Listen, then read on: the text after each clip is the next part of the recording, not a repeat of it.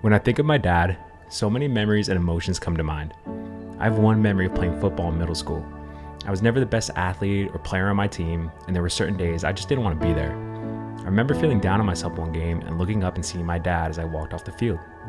He gave me a smile, struck up some conversation, encouraged me about how I played, and we went home. There was nothing spectacular about that time on the surface. There was no magical movie moment that came from that interaction. In fact, I ended up not playing football after that season. I never really thought much of that occasion in the moment or the months after, but as I look back on that time, I can't help but think about how lucky I was to have my dad there. He was present.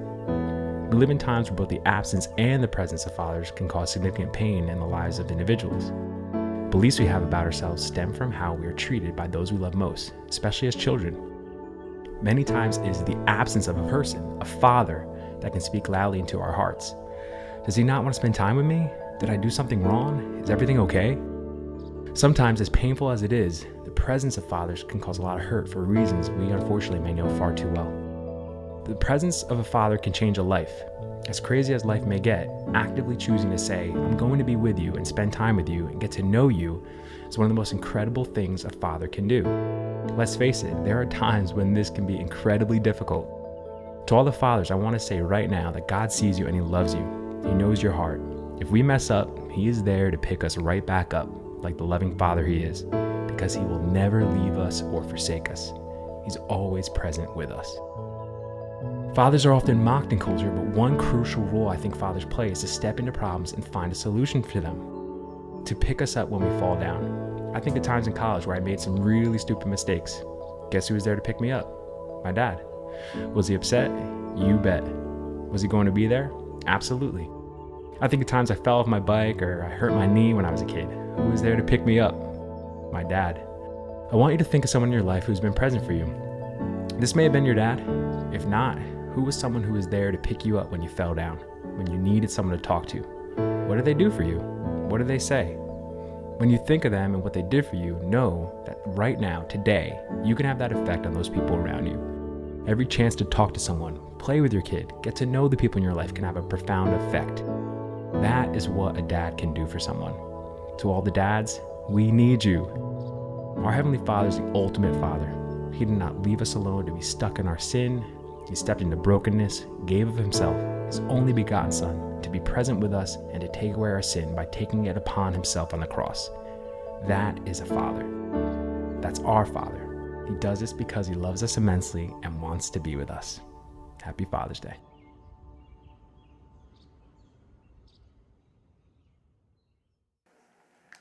Well, I think I need a minute. Oh, wow, okay. So that was pretty powerful. Well, good morning, sorry. Happy Father's Day. I think the video said that too, so that's good. Grateful to be here this morning with everybody. I was thinking of, how do I tie in Father's Day to this message in Acts 8? And I'm like, I don't need to. That video pretty much summed it up. So we're just going to not have to try to tie it in today, with the exception of maybe some dad jokes here and there. But, we'll let the Spirit lead that one. So, if you want to pray for those, you can. No, I'm just kidding. Don't do that. So what we're going to talk about today is what Ken read. I'm just grateful. Ken, thank you for reading for us. That was awesome. We have a lot to cover, so I'm just going to jump right into it. And I actually want to start by looking at the text together, but I want to start first by actually asking just a few questions for you guys today. And maybe specifically for dads, but for everybody, I guess. But, okay, dads, how many of you love hearing that you're limited in things that you're able to do? Like, how many feel great when you realize you have to actually go to YouTube to fix something, right? That's something that someone else can actually fix and they don't need to pull up a video. And I would offer that not many of us really enjoy recognizing our limitations. And I recognized recently, I was listening to a conversation from some of my friends, and they were talking about all the things that they're fixing around their houses, and recognizing my limited ability to be like the handyman of the house. I felt a little uncomfortable, maybe a little insecure even. And what I thought that conversation led me to was the reality that I don't recognize at times how uncomfortable I am about my limitations.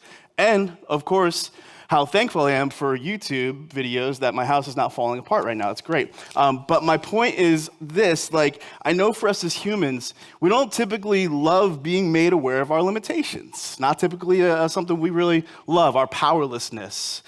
And along with our limitation, here's another question for us. How many of us love experiencing pain in our lives, right? I'm sure all the hands are going to go up here, right? Who doesn't enjoy toothaches, backaches, emotional wounds? It's across the board, we love it. And last question, how much do we as people enjoy being like intimidated or bullied by other people? Maybe it's for something we believe or a stance we take, right? I'm sure being pressured or bullied is like a favorite pastime for us all. All right, here's the thing. I share this because having limits, enduring pain, even enduring things like persecution, of course, right? These are not enjoyable experiences that we have as humans. But the reality is, they are experiences that we do have as humans. And they're experiences we have also as followers of Jesus. And what I want to show us today in this portion of Acts chapter 8 is the reality that in spite of these, how God, at times in our lives, he uses those experiences, things like pain, persecution, or even power limitations, he uses those for his greater purposes. And these greater purposes, typically, what we see in Acts chapter 8, is furthering his gospel message. So here's one of the takeaways for our account today. It's this, at times, God uses pain, persecution, and also power encounters to expand his gospel and expand his kingdom.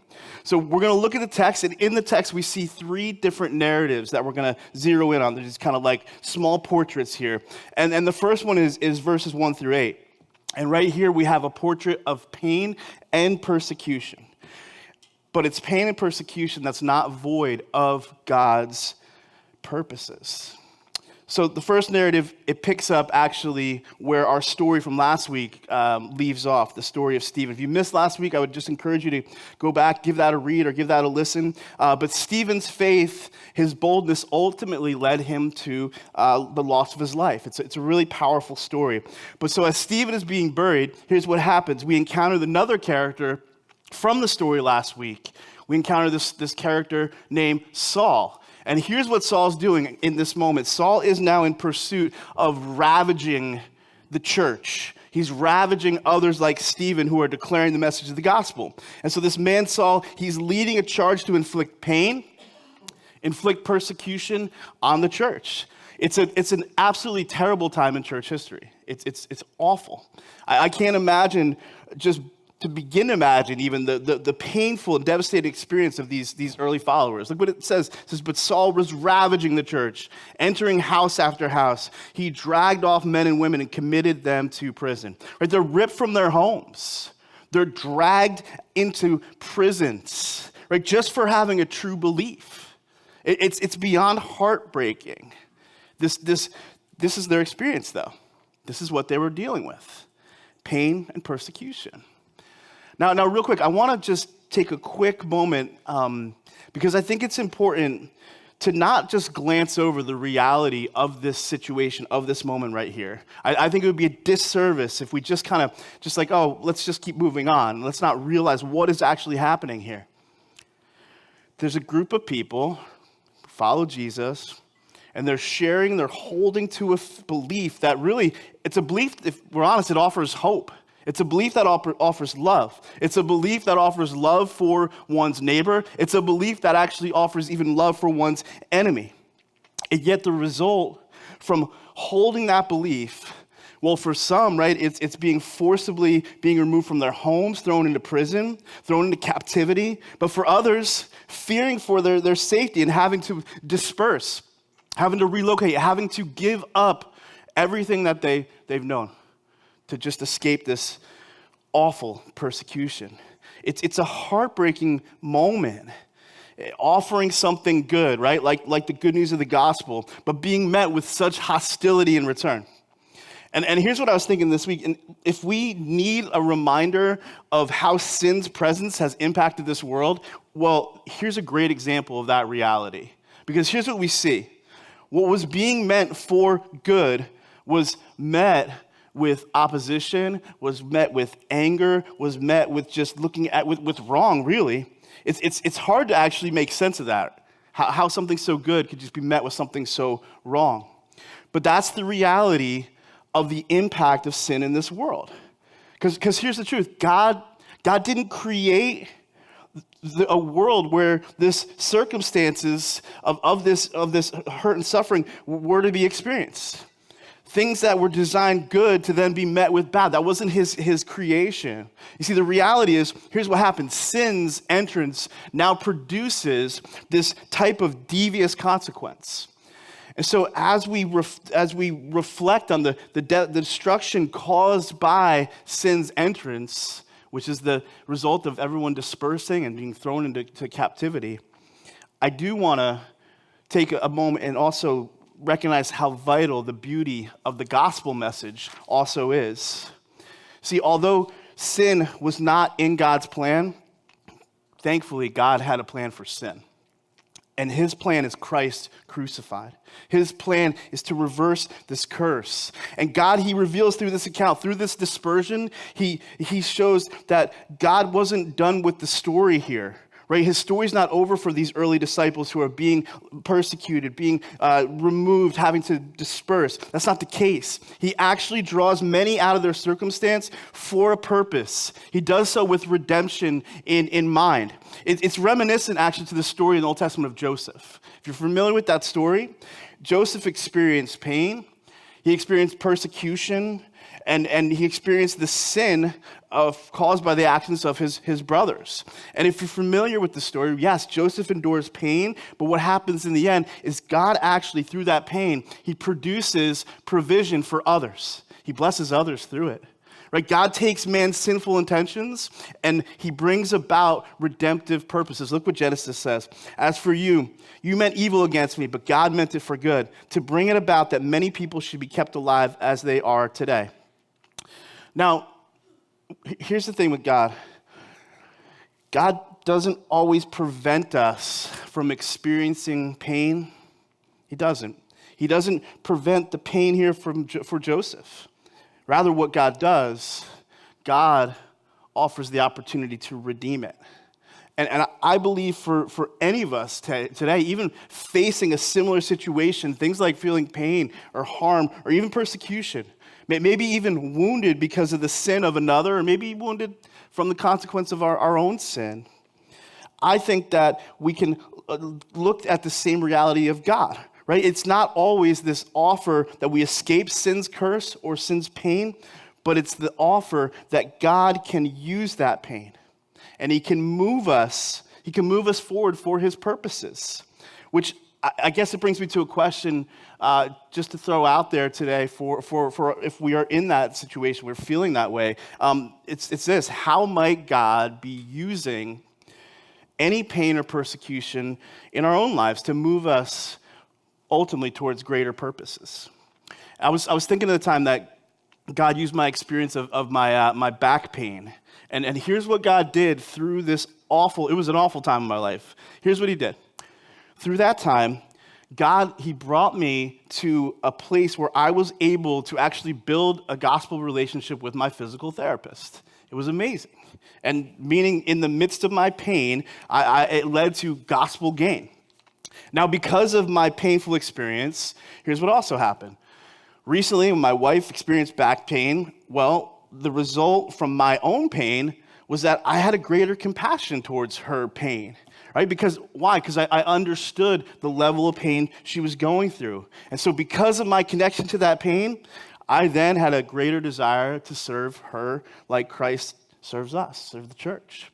And so as we think about any pain that we might be experiencing from persecution even, like persecution for being a Christian, being wounded for holding beliefs, or experiencing the feeling of maybe being unjustly excluded, maybe feelings of being like left out, maybe feelings of being mocked, ridiculed. Well, here's what I think God often does in those moments that we go through that.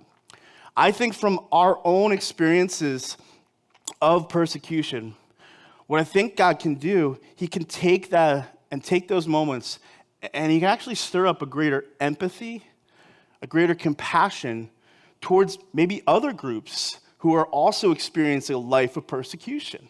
I think what he does is he grows our consideration for others. It gives us a greater connection and desire to care for those who may be marginalized in our society. Maybe the outcast, right? Other communities who might also be experiencing persecution or exclusion. And I think God desires from our experience of persecution, I think this is what the response he desires to see from us. It's this tenderness. It's this empathy. It's an extension of kindness, consideration, mercy, favor towards the least of these. That's the hope. Now let's jump back into that question of God using our pain, right? How might the Lord be using the pain we're experiencing, any opposition we're facing, and doing so to then further his purposes, right? To even come alongside others who might be feeling oppressed, maybe hurt or wounded. See, our pain can be used as opportunities for the work of God's redemption. It's true. It's like he did in Joseph's story. And it's like we see here in Acts chapter 8, how God takes this heinous action against his people to then he disperses his disciples. And he moves them towards new territories with a purpose, to advance the gospel message, this message of hope. And here's what I believe in regards to God's commitment to his people through the pain. Maybe just jot this down. But God advances his gospel in spite of any pain or persecution. And God advances his gospel even through pain and persecution. So just some takeaways for us, right? If we find ourselves right now, maybe in a moment of pain, I'm sure some of us are. Maybe even a moment of persecution. That's definitely probably true for some of us right now. Right? Our lives or even our plans, maybe they've even been disrupted. Maybe they've been challenging circumstances come about. Maybe an unexpected decision. And if that's the case, I think there's two things I want to share that we can remember. And the first one is this. What feels like a disruption for us might actually be a divine redirecting from God. Which means God could be using our pain or maybe a disruption in our own lives, one, to draw us closer to him. That's one of the hopes. But also move us towards a direction of his choosing. And so what might feel like a disruption through things like plans changing, things coming about that we didn't expect, that might actually be a divine redirection for his purposes. So that's the first takeaway. Second, God doesn't waste our suffering. At times, he even sends us out in it. He sends us out in it. And this is exactly what we see take place with Philip as he's ministering to this group of Samaria. That's what the second portrait we see here is verse 4 through 8. So as Philip flees this persecution, here's the reality. His pain goes with him. His pain walks alongside him. Yet, it's from that place of pain where we see the Spirit actually send Philip. And he sends Philip into a pretty unique and incredible group of people. It's this group of people that I think Philip and maybe others at that time would consider or give the label of the other. They would be the other. So if you're not familiar with the culture at this time of Philip entering Samaria, the Samaritans and the Jews, they were bitter enemies. There was hatred. There was bigotry, right? They were on opposite ends of the poles of humanity, right? Over here. Samaritans and Jews, they did not interact. They did not affiliate with one another.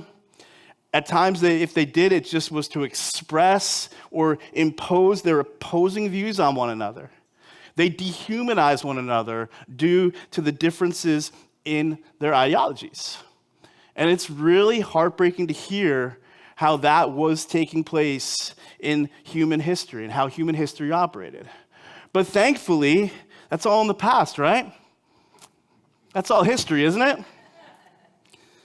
There currently aren't groups at opposite ends of the poles of one another, dehumanizing, slandering one another due to opposing ideologies, hatred towards that other group because they've landed on different viewpoints or perspectives. Now, of course that's happening today. I can imagine that'll probably continue to happen throughout this story of humanity. But here's what is so important about this account that Philip reveals to us. It's that in the gospel, there's no such thing as the other. There's no such thing as the other. See, in the message of the gospel, here's what the categories look like. You have a holy God, and you have this fallen, sinful man who is then offered redemption. Those are your categories. And if we want to, maybe if we like using the category of the other, well, here's the other. In the context of the gospel, the other is the whole of humanity. Every human is acknowledged at some part of that group. Every human at some point is the other to God. But the beauty of the gospel is that God offers his grace to the other. And so here's the takeaway from Philip's story. It's the gospel isn't bound by race, by region, or even reputation, because the gospel is founded on God's grace. That's where it's founded. And God's grace is a free gift offered to all people. And so if this gospel of grace, if this is offering for all people, well, it can't then be bound by our human categories, our human biases, or even our human stereotypes. So with that, maybe some helpful questions we want to maybe ask ourselves today. It looks like this. Are there people groups that maybe we've written off that God still wants to reach? Do we have a group that we would personally consider the other? Or is there a Samaria in our lives? A person or place we wouldn't even consider bringing the gospel to? So let's ask. I mean, we're a transparent church here, right? Maybe to help us maybe explore and answer, let's offer some potentials from our current cultural climate. Maybe it's the ones who are on the opposite side of political poles, right? Those people. Or maybe it's those who exist living maybe a different lifestyle than we do. A lifestyle that we wouldn't be in agreement with, right? Those people. It might even include those who are acknowledged, who are living even outside of a design of God, right? Even living opposed to God's design and his desire, right? We would maybe say those people.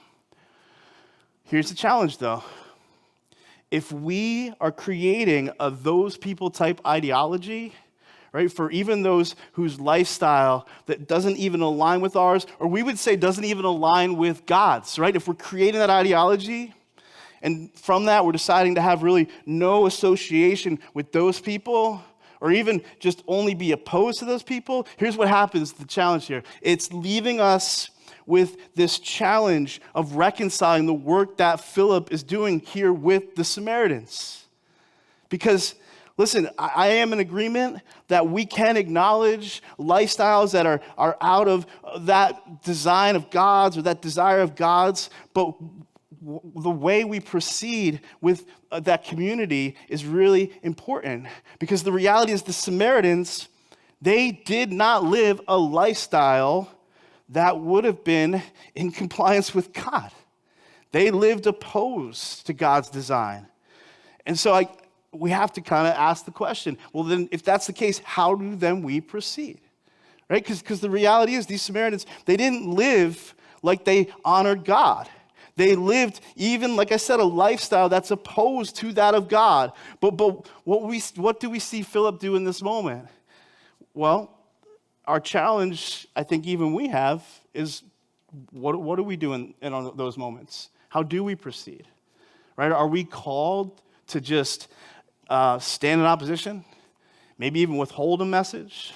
Or do we enter in and extend this offering of opportunity? I'm sure this was probably a challenge Philip faced, right? Do I stand in opposition, or do I enter in and extending an offering, right? What are we to do? Opposition or offering? And listen, that's what we get to choose as God has given us this message of advancing the gospel, right? To those who we might think, who might live differently than us, think differently of, even look different, right? Even live differently from God. Do we oppose or do we offer? And here's what Philip chooses to do. He chooses to offer. He chooses to offer. He goes and brings the good news to the other group.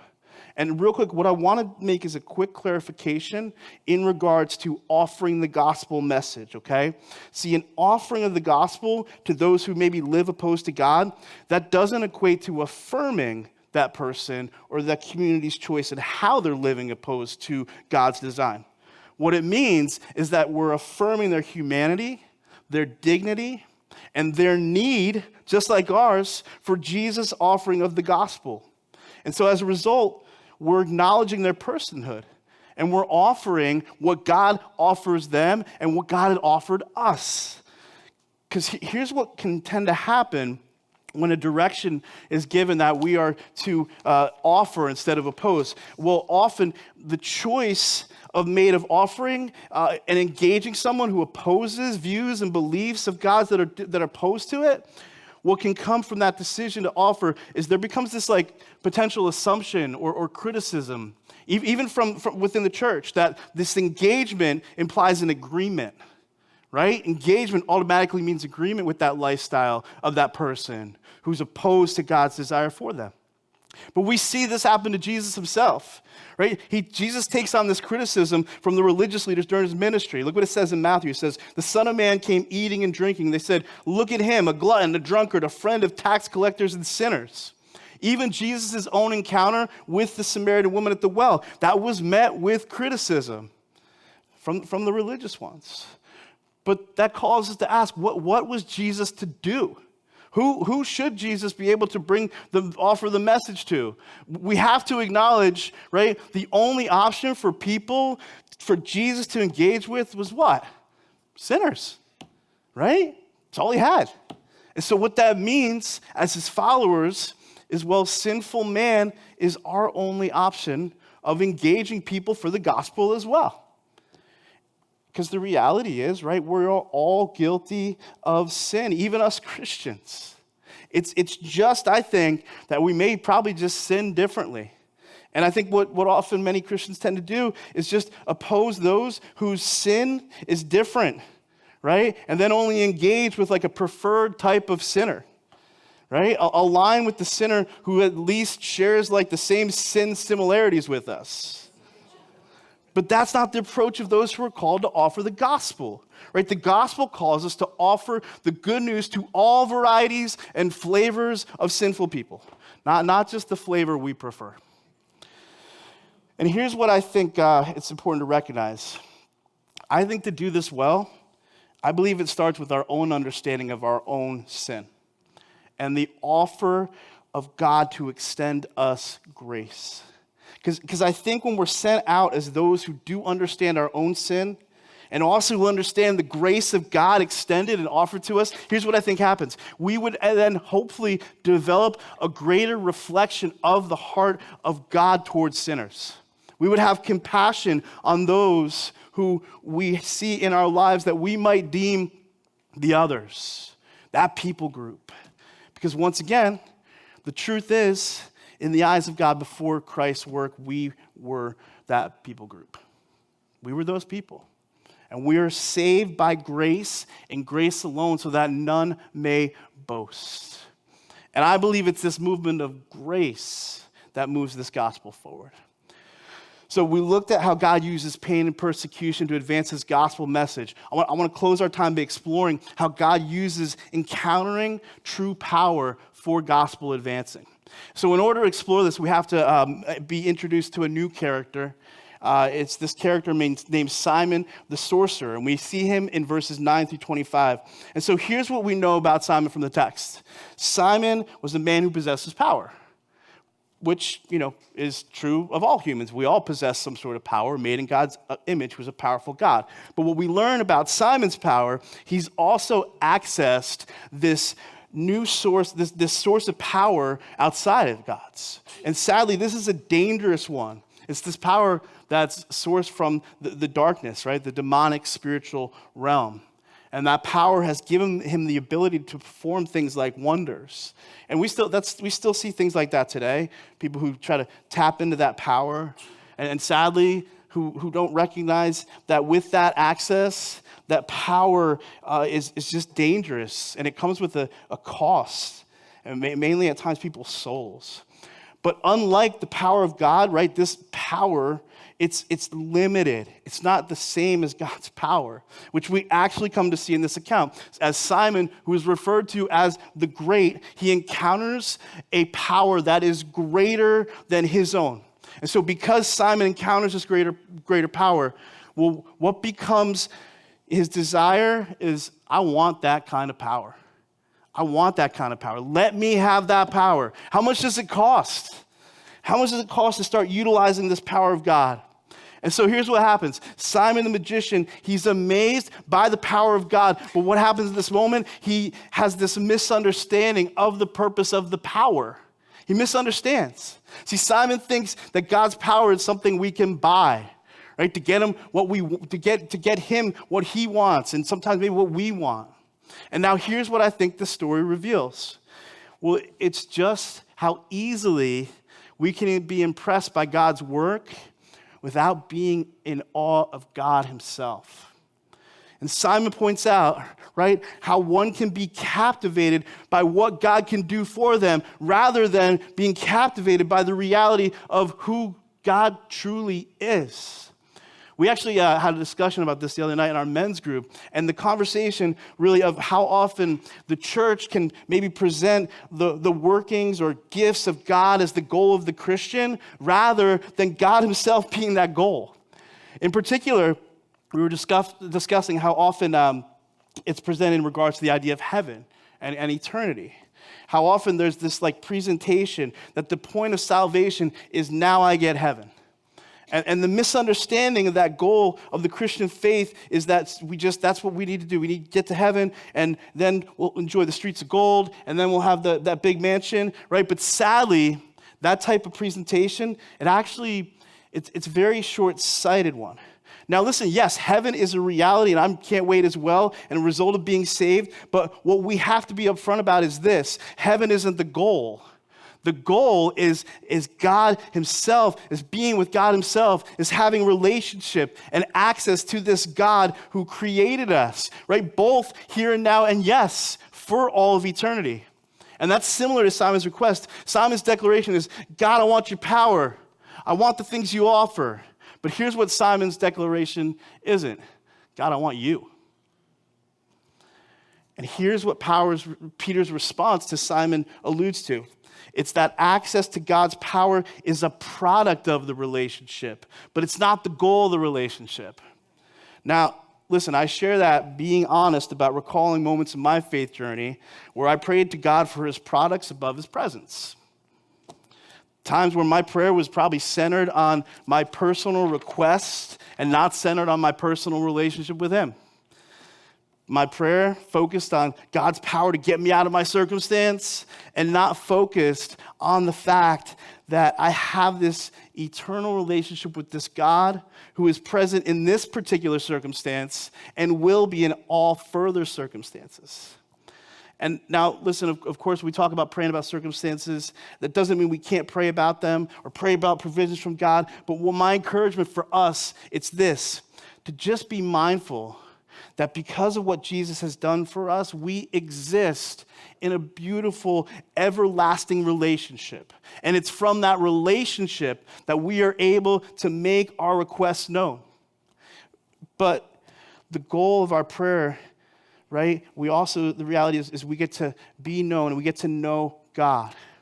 And so Simon, even my prayer at that time, we were similar in desire. We both wanted a transactional venture with God over this relational standing with God. Maybe I'll give us just a helpful analogy. It's for dads, okay? If we only based our connection strictly on our kids' performances, right, what they produce for us, well, with that being our approach, I would suspect we'd have a very rocky association with one another, especially if we're basing this connection on what might be heading our way in terms of Father's Day gifts. My kids give great gifts. I'm not talking about them, but it's from the heart. But if that was strictly transactional, right? Maybe dads, you're getting some underwear, some socks, maybe a necktie, right? I mean, we love all that stuff, but, dads, right? My point is this, though.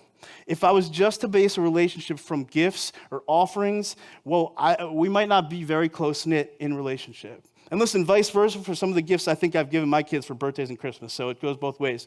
But thankfully, my relationship with my children is not based transactionally. It's based on the beauty that we have a relational standing with one another, standing.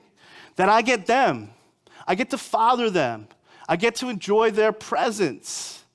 And that's what our relationship with God is as well. He fathers us. He gets to watch his children grow, develop, mature, serve, love. And in return, we get to enjoy much more than just like a few gifts or provision in our lives. We get to enjoy his presence. And what Simon misses, and maybe this is something some of us have missed also, is the joy found in the presence of God is a joy beyond just the presence that comes from God. And maybe just to remind us today of this truth, joy isn't found in the presence from God. Joy is found in the presence of God ultimately. And so Simon, he encounters the power of God, found not in these presents, but what he gets is this presence of who God is. And so for the followers of Jesus here today, I think it might just be helpful for us to be reminded of this, right? We follow Jesus not for the purpose of gaining some sort of power. We follow Jesus because he is our power. And that's not always the message. But my hope is that that message will be proclaimed. That this power of Jesus isn't some sort of like cheat code offering for life presentation, right? But we'd understand the ultimate gain in this power is that we get close to him. We get him as this presence in our lives. And so here's how we see this end. It's this power encounter. This was once again a way for the Lord advancing his kingdom. And it's the path really for anyone who comes to receive the gospel message. See, the gospel, it calls us to recognize a power greater than our own. Simon the Great was met with that.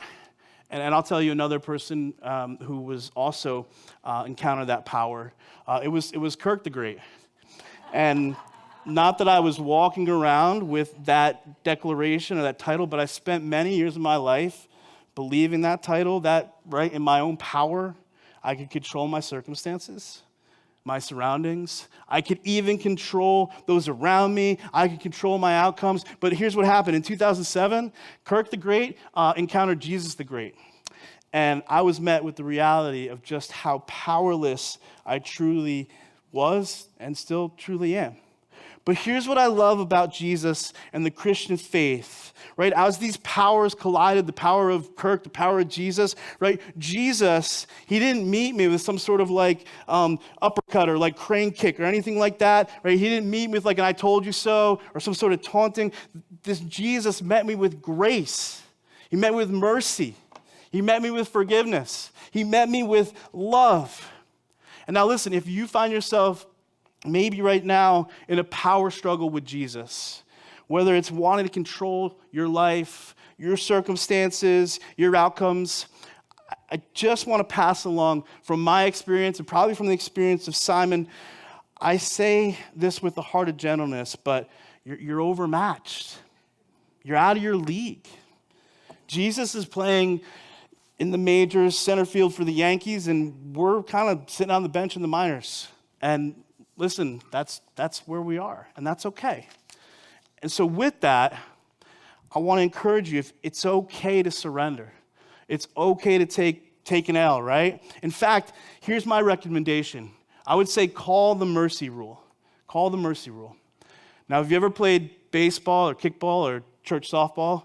Our team got called on this a lot, but you might be familiar with the 10-run rule, right? It's also known as the mercy rule, right? When one team is just like spanking the other team and they get up by 10, both teams kind of come to the conclusion like, hey, yeah, we know the outcome of this. We better save our time and just kind of call it a game, right? That's the mercy rule. And listen, as corny as it might sound, which it probably is, in our desire to go up against God in a power game, listen, it's okay to apply the mercy rule. Because when we do surrender our power to his, that's exactly what we receive. We receive mercy. We receive grace. We're offered love and forgiveness, right? That's the gospel message. It's an offering of love, offering of forgiveness, grace and mercy. And that's what God does on his end. But what's called on our end is this idea of willing to be surrendered to his power. Surrender to a power that's greater than ours. And that surrender impacts all aspects of our lives. Surrendering fully to him. Because his power is greater than what any of us are able to do. And I want to leave us just with one verse from Paul here, or two verses, sorry, but it's a great reminder of the beauty of just submitting our desires of power to God's perfect power. 2 Corinthians 12, 9 through 11 says this, "But he said to me, my grace is sufficient for you, for my power is made perfect in weakness. Therefore, I will boast all the more gladly of my weaknesses, so that the power of Christ may rest upon me. For the sake of Christ, then, I am content with weaknesses, insults, hardship, persecution, and calamities. For when I am weak, then I am strong." Let's pray. Lord, we thank you for just your heart. Lord, thank you for giving us an understanding of, Lord, what you can do through our pain and through moments of persecution. And God, what your heart is, Lord, for those who do not yet know you, maybe are even opposed to you, God. God, would you let us to be these ambassadors who engage, Lord. Remind us that that doesn't mean we're affirming beliefs, but we're engaging for the sake of the gospel. And God, would you just help us to love people well. Lord, I just pray right now for anyone who's just in that power struggle with you, Lord. As I was at one time as well, God, and at times still probably am. God, would you just remind us it's okay to call the mercy rule there. It's okay to receive your mercy. It's okay to let you lead us, to be the Lord of our lives. Those things are good. And Lord, would you just allow us to be encouraged by your presence and the reality that we have, yes, the things that you provide, the gifts you provide, but ultimately, Lord, we have you. And I pray that that would just be encouragement for us. Lastly, Lord, I just pray for this day and Father's Day and all that means to people and the different feelings many have in it. Lord, I just pray wherever people are need to be met, Lord, I pray that you meet them in that. Just remind them that you are a perfect Father in heaven. I pray this in Jesus' name. Amen.